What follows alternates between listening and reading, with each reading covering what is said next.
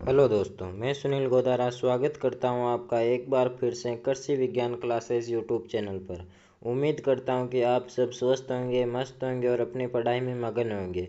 जैसा कि हम सब एक सब्जेक्ट पर चर्चा कर रहे थे जिसका टाइटल था फंडामेंटल ऑफ प्लांट पैथोलॉजी। इसकी हमने 2 क्लासें कंप्लीट कर ली थी और आज हमारी रहने वाली 3 नंबर की क्लास।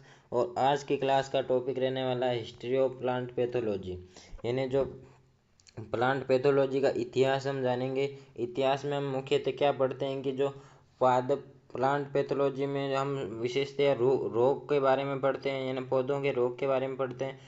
हिस्ट्री में हम पढ़ेंगे कि पौधों की रोग की सबसे पहले पहचान किस किस वैज्ञानिक ने की, कब की, रोग पौधे में कैसे उनके लक्षण होते हैं, क्या क्या उसके उपचार होते हैं, इनके बारे में किस वैज्ञानिक ने बताया, इसका इतिहास कैसे रहा, इसके बारे में हम चर्चा करते हैं। और यदि आपने पिछली 2 क्लासें नहीं देखी है, पिछली क्लास में हमने टर्मिनोलॉजी के बारे में पढ़ा था, यानी कुछ शब्दावली, जो शब्द ऐसे हमने पढ़े थे जो आपके प्लांट पैथोलॉजी में बहुत काम आने वाले हैं। यदि आपने वह क्लास नहीं देखी है तो आप इस क्लास से पहले वह क्लास कृषि विज्ञान क्लासेस यूट्यूब चैनल के प्लेलिस्ट पर जाकर देखें और उसके नोट्स बनाकर उन्हें अच्छे से याद करें, ताकि आपको बाद में जो प्लांट पैथोलॉजी वो ज़्यादा हार्ड नहीं लगेगी और आपको समझने में आसानी होगी। और यदि आपने अभी तक चैनल को सब्सक्राइब नहीं किया है तो चैनल को सब्सक्राइब कर दें और बेल आइकन को प्रेस कर दें, ताकि जब भी कृषि विज्ञान क्लासेस यूट्यूब चैनल पर क्लास अपलोड होती है तो आपके पास नोटिफिकेशन सबसे पहले आए। और अगर क्लास अच्छी लगे आपको तो साथ ही लाइक और अपने दोस्तों से भी शेयर भी कर देना। और चलिए तो आज की क्लास शुरू करते हैं। आज हम हिस्ट्री के बारे में जानेंगे। सबसे पहले हम जो इसका इंट्रोडक्शन देखते हैं, जैसे पादप रोग विज्ञान पौधों में होने वाले रोगों, उनके स्वरूप, कारण, प्रभाव और नियंत्रण उपायों का अध्ययन करता है। यानी जो प्लांट पैथोलॉजी उसमें हम क्या पढ़ते हैं कि जो पौधों में क्या क्या रोग होते हैं, उनके क्या स्वरूप है, रोग होने का कारण क्या है और वह पौधे पे किस प्रकार प्रभाव डालते हैं और उनका नियंत्रण हम किस तरह से करें, इसका हम प्लांट पैथोलॉजी में अध्ययन करेंगे। और अब हम पढ़ेंगे global history of plant pathology, यानी प्लांट पैथोलॉजी की हिस्ट्री। 300 ईसा पूर्व में थियोफ्रेस्टस नामक वैज्ञानिक ने सबसे पहले पादप रोगों के बारे में बताया। यानी थियोफ्रेस्टस ने सबसे पहले बताया कि पादप में रोग भी होते हैं, या इनके बारे में कुछ विशेष बातें बताई। 1729 में पियर एंटोनियो मिसेली ने कवक के बारे में खोजें की, यानी जो कवक के बीजाणु होते हैं, स्पोर्स, उनके बारे में खोज की और सिद्ध किया कि ये जीवित होते हैं, जो स्पोर्स होते हैं वे जीवित होते हैं। इसके बारे में 1729 में बताया था। और अगला है कि जो 1853 में एंटोन डी वेरी ने पादप रोग विज्ञान के जनक, मतलब इनको कहा जाता है, इन्होंने आलू के लेट ब्लाइट रोग पर चर्चा की, यह इन प्रकार ही किया।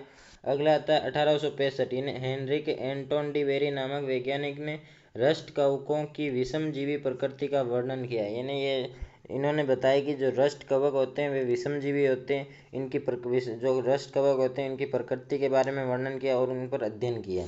अगला है कि 1876 में रॉबर्ट कोच ने रोग और रोगजनक के बीच कारण संबंध स्थापित करने हेतु कोच के नियम दिए। जो रॉबर्ट कोच है उन्होंने जो रोग होते हैं और जो रोगजनक के बीच का कारण का जो संबंध होता है उसके बारे में जो कोच के नियम बनाए थे, या उन्हें रोगजनक और रोग के बीच का संबंध के बारे में जानकारी दी थी। और अगला है 1885 में पास्चर ने टीकाकरण के सिद्धांत खोजे, एंथ्रेक्स वैक्सीन की विकसित की। यानी जो पास्चर है इन्होंने टीकाकरण के सिद्धांत दिए थे और एंथ्रेक्स वैक्सीन की खोज की थी। इसमें आपको एक तो रॉबर्ट कोच मुख्यतः याद रखना, एक हेनरिक एंटोन डी वेरी और एक एंटोन डी वेरी, ये 3 वैज्ञानिक आपको मुख्यतः याद रखने। अब हम पढ़ेंगे ancient Indian lecturer and reference, यानी कुछ पुराने हमारे जो वेद होते हैं, वेद उनमें भी जो पादप रोग है उनका वर्णन किया गया है। जैसे ऋग्वेद और अर्थवेद में विभिन्न पादप पौध रोगों और उनके प्रबंधन का उल्लेख किया है। यानी जो ऋग्वेद और अर्थवेद है उनमें भी पौधों के रोगों के बारे में उल्लेख किया गया है। और कृषि पराशर ने फसल रोगों और उनकी सुरक्षा विधियों का विस्तृत वर्णन भी किया है। अग्नि पुराण और विष्णु पुराण में हानिकारक कीटों और रोगों का उल्लेख मिलता है, यानी यह आपको थोड़ा बहुत पढ़ना है। और अगला है milestones of plant pathology in India, यानी जो मतलब कुछ वैज्ञानिक आए उन्होंने खोज की, तब कुछ संस्थान भी ऐसे हैं जो संस्थानों की भी स्थापना हुई, अलग से डिपार्टमेंट बने प्लांट पैथोलॉजी के, और कुछ पुस्तकें भी छपी। इन्हें अब हम पढ़ेंगे कि जो उनके बारे में पढ़ेंगे। 1905 में इंपीरियल एग्रीकल्चर रिसर्च इंस्टीट्यूट की स्थापना पूसा बिहार में हुई। यह आपको लगभग सभी को याद भी होगा, क्योंकि आपने ये जब 11th में एग्रीकल्चर सब्जेक्ट शुरू की थी तब से अब तक आप पढ़ रहे हैं, और ये पढ़ते जाएंगे जब तक आप एग्रीकल्चर से जुड़े हैं तब तक। और 1906 में E.J. बटलर ने, ये भारत के प्लांट पैथोलॉजी के जनक भी E.J. बटलर को कहा जाता है। इन्होंने fungi and disease in plants पुस्तक लिखी, और भारत में पौध रोगों पर पहली व्यापक पुस्तक इन्होंने लिखी। यानी आपसे क्वेश्चन पूछा जाएगा जो भारत के पौध रोगों की पहली पुस्तक किसने लिखी, तो उसका आंसर है E.J. बटलर। दूसरा आपसे पूछे कि जो भारत में जो प्लांट पैथोलॉजी पादप रोग विज्ञान के जनक कौन है, E.J. बटलर। ये आपको याद रखना है। 1918 में IARI में पादप रोग विज्ञान अनुभाग की स्थापना की गई, और 1921 में E.J. बटलर को भारत का इंपीरियल माइकोलॉजिस्ट नियुक्त किया गया। इन्हें जो E.J. बटलर है उनको भारत का इंपीरियल माइकोलॉजिस्ट नियुक्त किया, वो भी 1921 में। और अगला है 1930 में B.B. मुदुंकुर ने ARI में पादप रोग विशेषज्ञ के रूप में कार्यभार संभाला। और 1940 में इन्होंने ही जो मुदुंकुर थे उन्होंने फंगी एंड प्लांट डिजीज पुस्तक लिखी। और 1946 में भारतीय पादप रोग विज्ञान परिषद की स्थापना हुई। यानी जो प्लांट पैथोलॉजी उसका अलग से डिपार्टमेंट बना और इसकी स्थापना हुई। और 1951 में IPS ने इंडियन फाइटोपैथोलॉजी नामक शोध पत्रिका का प्रकाशन किया। ये कुछ ऐसे संस्थान हैं जो प्लांट पैथोलॉजी से जुड़े हुए हैं। और अगला है Indian scientist and their contribution. ये आपसे कह दिया जाए कि 3 ऐसे भारतीय वैज्ञानिकों के नाम बताएं जिन्होंने पादप रोग विज्ञान में अपना महत्वपूर्ण योगदान दिया या महत्वपूर्ण उसमें अपना योगदान रखते हैं। जिसमें पहला आता है E.J. बटलर। E.J. बटलर को भारतीय पादप रोग विज्ञान का जनक भी कहते हैं। फफूंद जनित रोगों का पर मुख्य कार्य किया, यानी इन्होंने जो फफूंद होता है, फफूंद जनित रोग होते हैं, उन पर मुख्यतः कार्य किया। दूसरा आता है B.B. मुदुंकुर। भारत में व्यवस्थित माइकोलॉजी की शुरुआत, यानी IPS जो होता है उसकी संस्थापक भी रहे हैं। और M.J.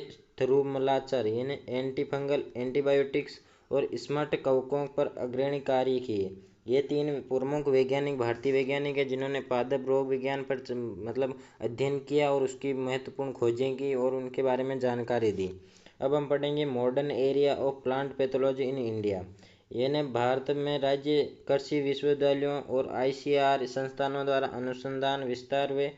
और अगला है कि जो एकीकृत रोग प्रबंधन पर बल दिए, जिसमें सांस्कृतिक, जैविक और रासायनिक विधियों का संयोजन है। पादप प्रजनन कार्यक्रमों के माध्यम से रोग प्रतिरोधी किस्मों का विकास हुआ। यानी जो पादप के प्रजनन, यानी पादप में प्रजनन कराकर और जो रोग प्रतिरोधी किस्मों का विकास किया। ट्राइकोडर्मा प्रजाति और पीसीडियोमोनास फ्लोरोसेस जैविक नियंत्रण एजेंटों को प्रोत्साहन किया। ये हमारी जो हिस्ट्री का टॉपिक था वह कंप्लीट हो गया। और यहाँ पे एक हम इसी क्लास में एक छोटा सा टॉपिक और है, उसको भी कंप्लीट करेंगे, यानी केसेस ऑफ प्लांट डिजीज, यानी एबायोटिक और नॉन बायोटिक। यानी हमने जो पीछे भी पढ़ा था वही आज हम यहाँ पे पढ़ेंगे, जिसमें पौध रोग उन कारकों के कारण होते हैं जो पौधे की सामान्य जैविक और रासायनिक प्रक्रिया को बाधित करते हैं। ये कारण मुख्यतः 2 श्रेणियों में बांटे जाते हैं, जिसमें पहला आता है बायोटिक, यानी जो सजीव कारण होते हैं। दूसरा आता है एबायोटिक, यानी जो निर्जीव कारण होते हैं। सबसे पहले हम सजीव कारणों यानी बायोटिक के बारे में पढ़ेंगे। ये ऐसे सजीव जीव होते हैं जो पौधों के ऊतकों में प्रवेश करते हैं और उनकी चयापचय क्रियाओं में बाधा डालते हैं और रोग उत्पन्न करते हैं। ये जीव एक दूसरे से फैल सकते हैं और संक्रमित ऊतकों में वृद्धि कर सकते हैं। यानी बायोटिक का क्या मतलब होता है कि जो सजीव जीव होते हैं और ये पौधे की ऊतकों में प्रवेश करके उसकी जो चयापचय या उपापचय जैसे कि श्वसन प्रक्रिया हुई, उत्सर्जन प्रक्रिया हुई, प्रकाश संश्लेषण की प्रक्रिया हुई, वृद्धि हुई, इसमें वे बाधा डालते हैं और अपना उस पौधे को रोग ग्रसित करते हैं या रोग उत्पन्न करते हैं। ये पौधे में एक दूसरे पौधे, जैसे एक पौधे में ये रोग ग्रसित हो गए तो ये एक पौधे से दूसरे पौधे में भी फैल सकते हैं और संक्रमित ऊतकों में वृद्धि कर सकते हैं। अब हम एक एक करके पढ़ेंगे कि ये जो बायोटिक है उसके उदाहरण क्या है। जिसमें पहला आता है फंगी, यानी फंगस। ये यूकेरियोटिक जीव होते हैं जो बीजाणुओं द्वारा प्रजनन करते हैं, यानी जो स्पोर्स होते हैं उनके द्वारा प्रजनन करते हैं। ये पौधे की सतह में प्रवेश कर अंदर फैलते हैं, यानी जो पौधे की सतही भाग होता है उसमें ये प्रवेश करते हैं और अंदर तक फैलते हैं। उदाहरण के लिए जैसे गेहूं का रस्ट रोग। और दूसरा आता है बैक्टीरिया। बैक्टीरिया एक प्रोकैरियोटिक है जो एक कोशिकीय जीव होता है और ये प्राकृतिक छिद्रों या घाव के माध्यम से पौधे में प्रवेश करते हैं। इन्हें जो बैक्टीरिया होते हैं वे क्या करते हैं, या तो कोई प्राकृतिक छिद्र होते हैं उनसे ये पौधे में प्रवेश करते हैं, या क्या होता है कि जब पौधे में कोई घाव हो उससे ये बैक्टीरिया है वह भी पौधे में प्रवेश करके उसे रोग ग्रसित कर सकते हैं। इसका उदाहरण जैसे सेम का फ्लाई ब्लाइट रोग, यानी ये पौधे में घावों के माध्यम से प्रवेश करता है। और अगला आता है वायरस, यानी ये सूक्ष्म जीव होते हैं, अनिवार्य परजीवी होते हैं, यानी ये परजीवी या दूसरों के भोजन मतलब दूसरों पर भोजन के लिए आश्रित रहते हैं, जो केवल जीवित कोशिकाओं पर पनपते हैं, यानी जो केवल जीवित कोशिकाओं को आहार बनाते हैं, ये मृत कोशिकाओं पर को आहार नहीं बनाते हैं। और ये सामान्यतः कीटों द्वारा फैलते हैं, यानी जो वायरस होते हैं वह स्वयं नहीं फैलते हैं, या कीटों के द्वारा, यानी कीटों के शरीर पर या कीटों के पैरों या पंखों पर चिपक कर एक दूसरे से मतलब एक स्थान से दूसरे स्थान पर फैलते हैं और पौधों के संपर्क में आते ही पौधों को रोग ग्रसित करते हैं। और इसके उदाहरण के लिए हम देखें कि टेबको मोजेक वायरस इसका उदाहरण है। और अगला है वायरॉइड्स, यानी ये आरएनए अणु होते हैं जिनका कोई प्रोटीन कोट नहीं होता है और ये केवल पौधों को संक्रमित करते हैं, जैसे आलू स्पिंडियल ट्यूबर वायरस। आपको जितने भी हैं इनके उदाहरण याद करने, और जो ये टॉपिक है ये भी आपको याद करना है, और आपको थोड़ा बहुत ये भी पढ़ के जाना है इसमें क्या लिखना है। बाकी आपको उदाहरण तो विशेषतः याद ही रखना है। अगला आता है फाइटोप्लाज्मा, यानी ये कोशिका भित्ति रहित प्रोकैरियोट्स होते हैं जो पौधे के फ्लोएम ऊतकों में पाए जाते हैं और कीट वाहकों द्वारा फैलते हैं, यानी ये भी कीटों के द्वारा फैलते हैं। इसका उदाहरण है बैंगन का लिटिल लीफ रोग। और अगला आता है निमेटोड, यानी निमेटोड में क्या आता है, एक निमेटोलॉजी अलग से हम एक सब्जेक्ट होती है उसमें हम निमेटोड की विस्तृत से चर्चा करते हैं, लेकिन यहाँ पे हम थोड़ा बहुत निमेटोड के बारे में भी जानेंगे। निमेटोड का को हिंदी में कहते हैं सूत्रकृमि, यानी ये सूक्ष्म कर्मी जैसे होते हैं और ये जो जड़ों से में प्रवेश कर पौधों को क्षति पहुंचाते हैं। यानी ये जो निमेटोड होते हैं वे पौधे में प्रवेश किस भाग से करते हैं, ये जो रूट होती है पौधे की, यानी जो जड़ होती है उससे जड़ के माध्यम से पौधों में प्रवेश करते हैं। इसका उदाहरण है रूट नोट सूत्रकृमि। और इसकी जो रूट नोट सूत्रकृमि होता है इसकी स्पीसीज कौन सी है, मेलियोडिजीन इसकी स्पीसीज होती है।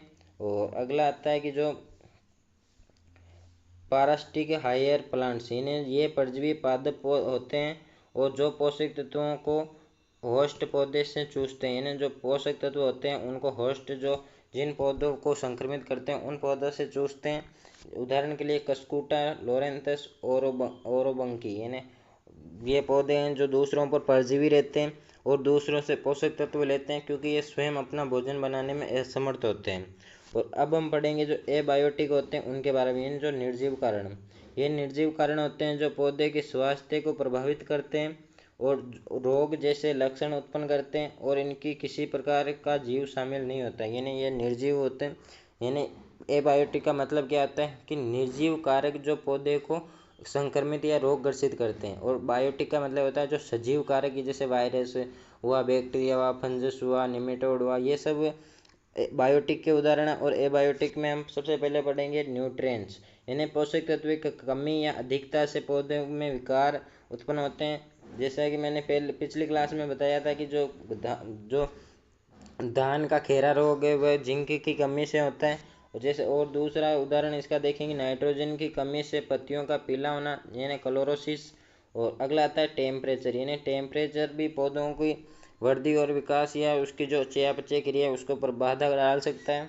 जैसे अत्यधिक उच्च या निम्न तापमान पौधे की वृद्धि और कोशिकाओं को नुकसान पहुंचाता है, यानी यदि तापमान निम्न होगा तो पाला पड़ने की संभावना अधिक रहती है, और यदि तापमान है वो ज़्यादा रहता है तो पौधे की जलने की या मुरझाने की संभावना अधिक रहती है।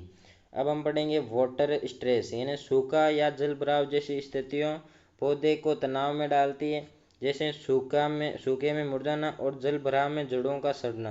यानी वाटर भी है जो पौधे के लिए बहुत महत्वपूर्ण होता है, और कुछ वैज्ञानिक ऐसे भी हैं जिन्होंने पहले वाटर को पानी को ही पौधे के लिए पोषक तत्व कहा था। और यदि पौधे में पानी की कमी है तो पौधा मुरझाने की संभावना ज़्यादा रहती है। और यदि लगातार समय तक पौधे के आसपास पानी भरा हुआ है तो पौधे की जड़ों का गलने की संभावना या सड़ने की संभावना अधिक रहती है। और अगला है लाइट स्ट्रेस, यानी प्रकाश की अधिकता या कमी भी पौधों के विकास को प्रभावित करती है। उदाहरण के लिए कम प्रकाश में पौधों का पीला या कमज़ोर होना, यानी यदि प्रकाश की अवधि पौधों को यानी प्रकाश कम मिलेगा जिससे पौधा पीले हो जाएंगे और कमज़ोर भी हो सकते हैं। अगला आता है पोल्यूशन यानी परागण, वायु पॉल्यूशन यानी प्रदूषण, परागण नहीं प्रदूषण है। वायु प्रदूषक जैसे SO2, ओजोन आदि पौधे की कोशिकाओं को क्षति पहुंचाते हैं। जैसे सल्फर डाइऑक्साइड के कारण क्लोरोसिस रोग से पौधे ग्रसित हो सकते हैं। जैसे कुछ गैसें होती है जैसे SO2, ओजोन, ये कुछ परतें होती है जो कोशिकाओं की क्षति को पहुंचाती है और कोशिकाओं को डैमेज करती है। अगला आता है पेस्टिसाइड टॉक्सिसिटी, यानी जो पेस्टिसाइड का हम जो उपयोग करते हैं यदि हम अधिकता से यानी उनका अधिक उपयोग करते हैं तो भी पौधे रोग ग्रसित हो सकते हैं। जैसे अत्यधिक कीटनाशकों के प्रयोग से पौधों में फाइटोटॉक्सिसिटी होती है। खरपतवारनाशी के अधिक प्रयोग से पत्तियों का झुलसना।